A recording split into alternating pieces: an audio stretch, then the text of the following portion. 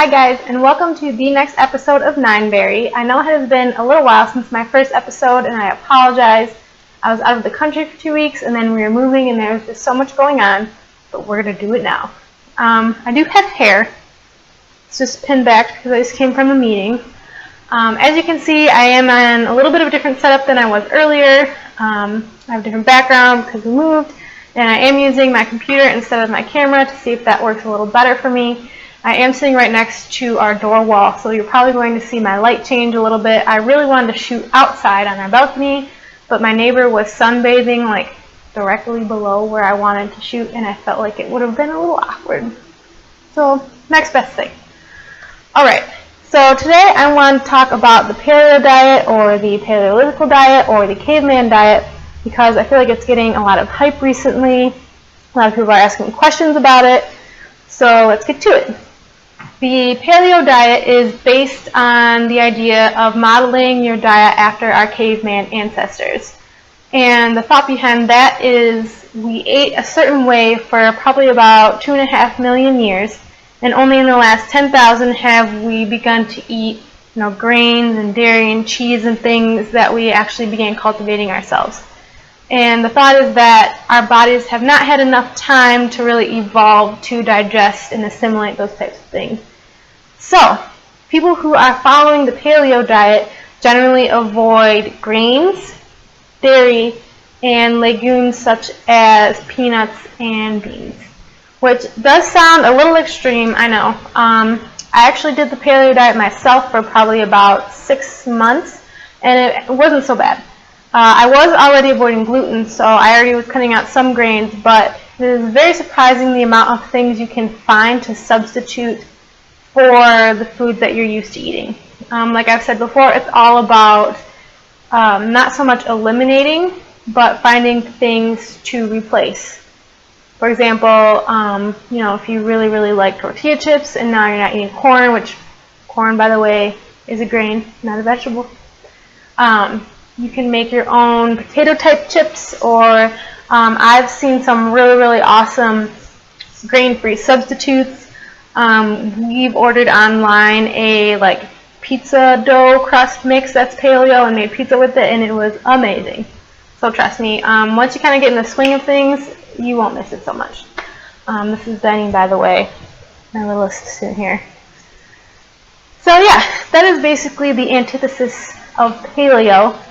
I think that there's a lot of people out there who would benefit from it, especially if you have a gluten sensitivity or a dairy sensitivity, especially. It's definitely something that is worth a try. In terms of resources, this has been probably one of the biggest things. It's kind of reflecting here. Nom nom paleo. So this video is not sponsored by her or anything, or endorsed by her. She just has put together an incredible book. I wish this would, there we go, now you can see. Okay, so not only is this an amazing cookbook, but it is a phenomenal resource for anyone who is considering going gluten. It is well worth every single penny. They also have an incredible app that you can get on your iPad. I'm not sure if you can get it on Droid or other type of iOS's. I don't know, but it is worth. I think the app was $8, but like I said, worth every penny. So like I said, this is a phenomenal resource. Phenomenal. So it has tons of pictures, and you go inside here. She breaks so much down for you. Kind of gives you her back history. All about what it is to be eating paleo in modern times, all the different tools that you may need for cooking. I think one of my favorite things that she incorporated in here was kind of like a do's and don'ts list. She gives you some awesome stocking your kitchen type things, all the different oils and seasonings and all that kind of stuff, what kind of fats to cook in. It's a really awesome resource. So one of the best things I think she did is she compiled this red to green list of foods. So red foods, obviously, you want to pretty much completely avoid. Yellow ones are okay sometimes, and then green ones you can have, pretty much as much as you want. So it's a really easy, simple guide to eating paleo. If you're not too sure. I think another thing that I really, really liked about this book is there's pictures, which in my opinion, to have a really, really good cookbook, I need to see pictures of what everything's supposed to look like. That's just me. But see, as you can see, there's like full page, full color pictures of all the recipes and everything. We've made multiple recipes out of this book, and they are all turn out phenomenal. Another really beautiful picture. Like I said, this is probably one of the best put together cookbooks that I own.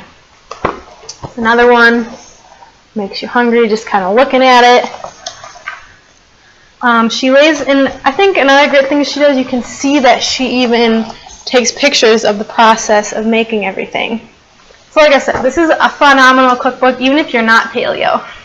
This is a great cookbook. I definitely recommend it. She has everything from salads to, desserts to, I think she talks about lunches for kids in here. Like I said, it's amazing. I recommend it. In terms of other resources for paleo, there's a lot on Instagram and just the internet in general. A few of my favorite that I follow both on their blogs and on Instagram is PaleoMG, so that's PaleoMG.com. And you can follow her on Instagram, like I said. She has a lot of really good, simple recipes that she just comes up with herself in her own kitchen. Another one is Civilized Caveman. He has a lot of really good stuff too. I know that they've put together some things for everyone. So, yeah, that's basically my gist for paleo. Like I said, it's not really too complex. You don't really have to worry about so much things in terms of counting calories or adjusting your macronutrients in terms of ratios of like fat to protein or things like that.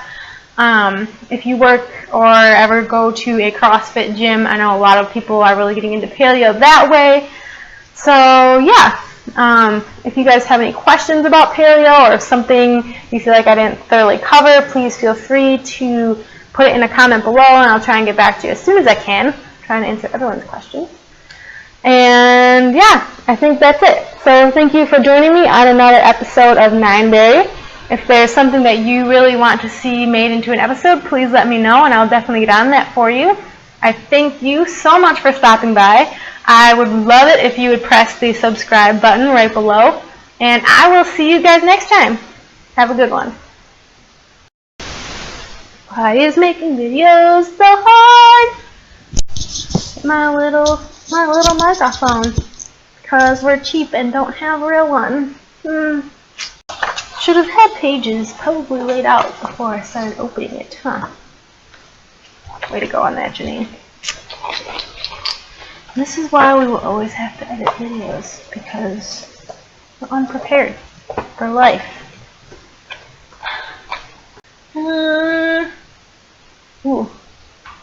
Really see my stick out here this way, huh? Note to self, wear my hair down the rest of the videos. Okay, that was good.